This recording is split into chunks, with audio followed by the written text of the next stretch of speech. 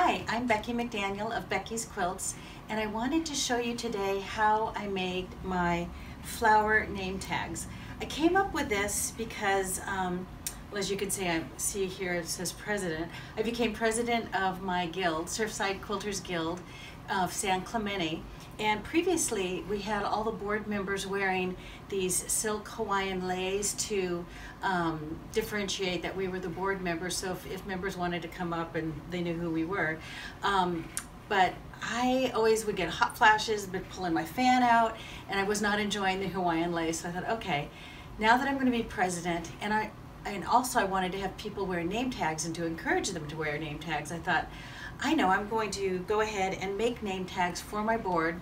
And then we ended up doing we do a monthly drawing as well for people to wear name tags to encourage people. You know, a couple of reasons. First of all, so we can all really get to know each other's names, but second of all, so I don't feel silly when I don't know somebody's name and they're talking to me. So it's been kind of a good thing. There was one of my friends at Guild, and she had, Judy, she had a flower name tag that I had been admiring for several years, and hers was folded like measuring tape, which I thought was wonderful. But she actually turned me on to the idea. She goes, you know, you could do a flower, and I'm thinking, you know, a regular flower. So I thought, okay, that would be cool.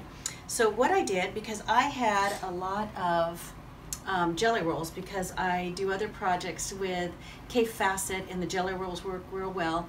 So I thought, okay, I've got all these jelly rolls. I think what I'll do is I'd like to have 3 different colors on my flower just to give it a little more definition.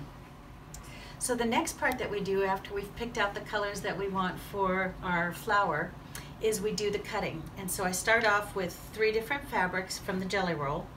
And the first cut I do 7 and then cut the 45-degree angle from there. And then I line that up and I cut my next fabric, do the miter, line that up and then come to 16 and then miter it. Then have this one come all the way to 32 and then I cut it straight.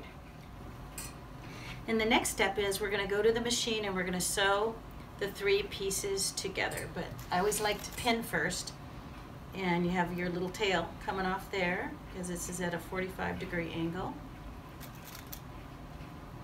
Now when I did this for my guild, I have 32 or 34, I can't remember, on my board. So I was like in mass production mode making all of these flowers.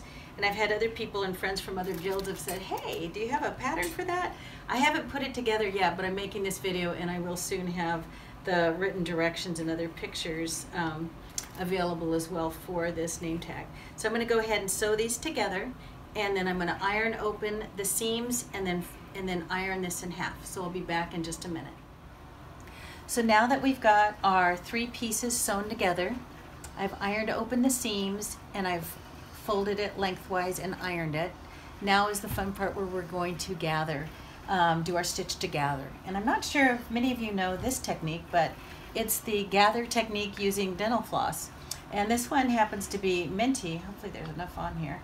It's minty, so not only will your flower be cute, it'll smell fresh and minty. So how you do the dental floss method is you set your machine up to zigzag.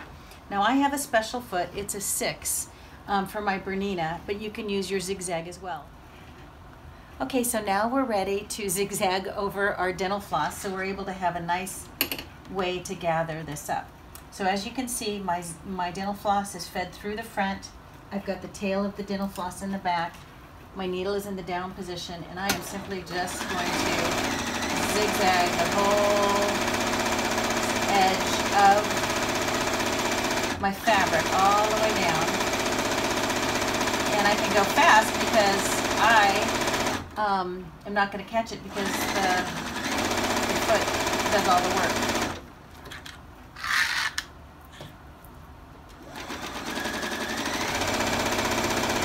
And I made curtains for one of my homes years ago, and this was in the early 90s when the boofy curtains were in style. I had a lot of gathering to do with all of everything, so I really got my workout on dental floss gathering back then.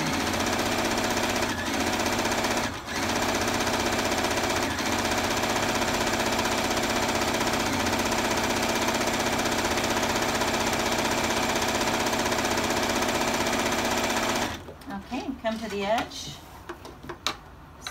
just cut your dental floss free. What I did when I was making the 34 or so name tags that I did for my guild is I had these all prepared and I just chain zigzagged one after another, which made it real fast to do the name tags. Next, I'm going to show you how we go about gluing our flower together. So next, I've done with my zigzagging of the dental floss, so you just simply, like you would any other gathering, just kind of gather it up, and it glides, and it's minty fresh at the same time. I'm going to come from the other end and go from there as well. Just pick the dental floss and just start pulling, gathering your fabric.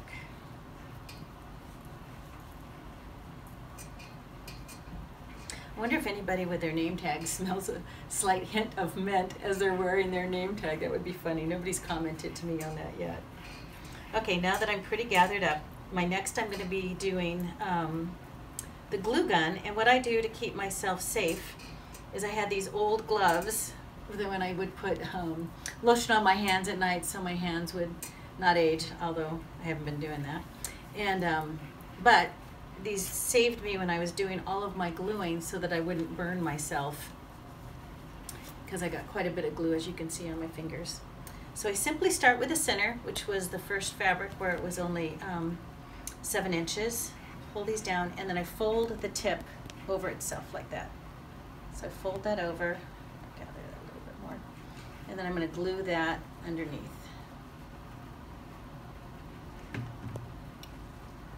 Get that started so we don't have raw edges. Okay, and then I simply just roll it on over itself. So I just start by gluing the edge like that. Put a little bit of glue. Whoops. Then I start rolling it. What's nice about the hot glue gun is that it dries fairly quickly. Kind of arrange your ruffles so they're kind of not too wonky. Put more glue down. I bet you're all thinking to yourselves, I hope I've got some cotton gloves somewhere that I can use for the hot gluing. It's a great tip. So keep gluing it around. Make sure it's kind of gathered up so you get that ruffly look.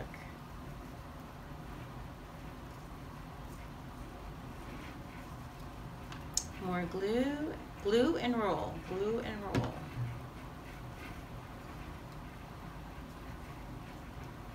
I just love these Kaffe fabrics. I just love the jelly rolls. I've been using the jelly roll Kaffe fabrics in my crazy cushion paper piecing.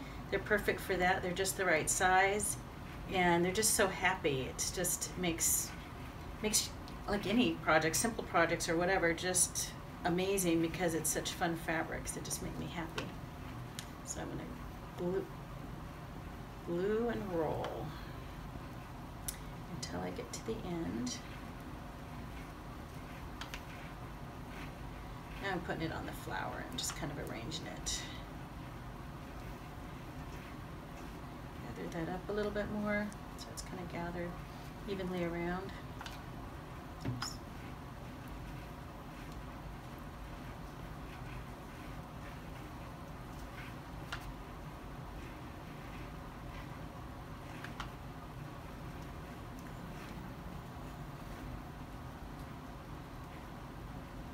I'm going to cut this string from the end. It's kind of getting in my way.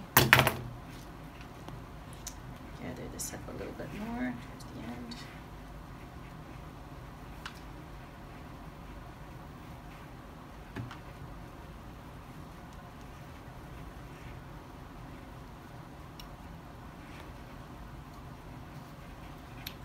A little more gathers on the end here. Pull it up. In the home stretch now on the flower.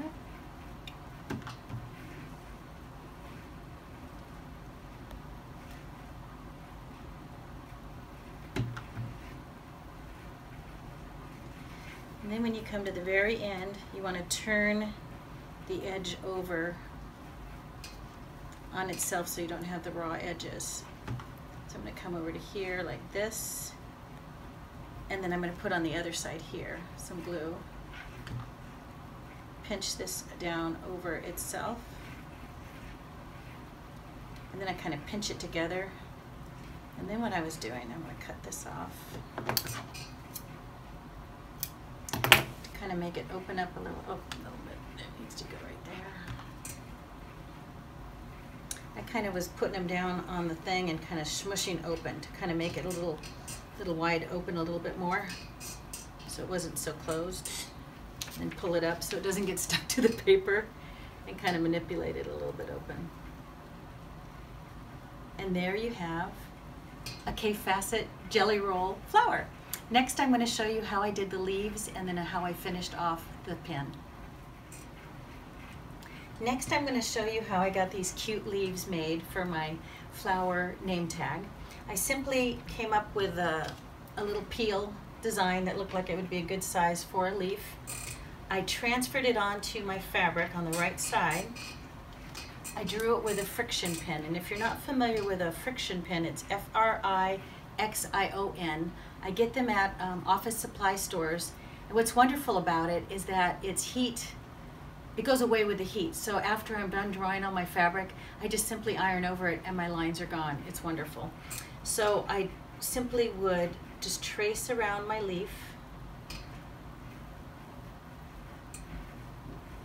And again, when I did all the name tags, I did them in production. So I had a bunch of petals coming all the way down my fabric. And then I simply went to my copier, and for this one I couldn't remember what font size I had, so I did a few of them. And I just simply do the name and the font that you like and make it big enough for what you want on your leaf. And I just came over to my light box and then traced through my name onto the fabric with a permanent pen. And I used the Fabrico pen, but you can use any of the other permanent fabric marking pens. So I already have some started right here. So what I then did is I sandwiched so I could quilt my leaf. So I have it marked right here, and then I pull the fabric onto the back and I put some wool batting in the center. I absolutely love wool just because it makes it more fluffy and it's more organic, and it's just like my favorite thing. So then I used my big stitch quilting around each of the petals, and for this I want to show you what I use for this, because in my last video I was showing you how to do applique, and I showed you the tools that I use on my fingers for that. I still use my thumb finger caught, which helps so that you're able to grab onto your needle so it doesn't slip out of your finger. And then on the underside I use these little moleskin thimble, these are called a thimble pad, and I put those on my finger underneath when I'm going to do hand quilting, just to save my finger. It goes into the moleskin instead of my skin, so I'm not putting blood on my project. So I just simply put that on my underneath finger. And I'm starting in the corner because and I'm leaving the knot on top because this is going to be glued under the flower anyways. So that's how I did it when I did all of them. I simply just come in and just do a big quilt stitch all the way around.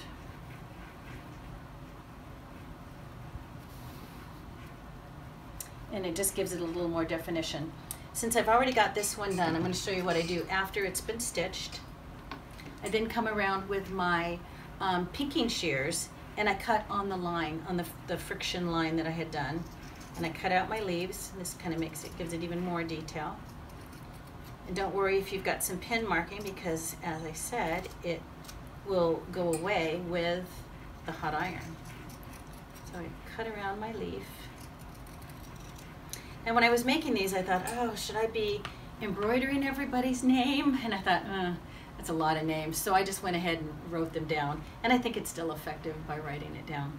Now I'm going to go over to my iron. I'm going to iron this and it'll take the pin mark away. And then I'm going to show you how we attach it to the back of our flower. Okay, so as you can see, I've got my leaves all completed and I've ironed them so you don't see any of the friction pin left. And now I'm in the home stretch for my name tag. So what I simply did is I kind of arranged the leaves so that they kind of looked cute and organic. put a little bit of glue on the bottom one. And this stuff, I mean, if you make a mistake and it's already dried, yeah, you'll have to make a new name tag because it really stays together. And then all I do is put a little bit of glue on the top part here, put it to the bottom, and I kind of like to do it to where it's in line with where this fold is on the bottom. And I just place it, kind of smash it so I've got it like that. And then I glue the back of I put glue on the back, and I've already pre-cut with my cutter an 1.5 inch piece of wool that I'm going to put on the back just so that it's more finished and it looks wonderful. So I put that on the back, fit that onto the back so it covers all of my raw edges, kind of smash down again so it all kind of gets covered up. It's covered in the back. And then all I do is I come around with my little pin that I put on the back. And I want to make sure I got this the right way. Yeah, so that'll go that way. Put a dollop of glue on the back here, a little line of it.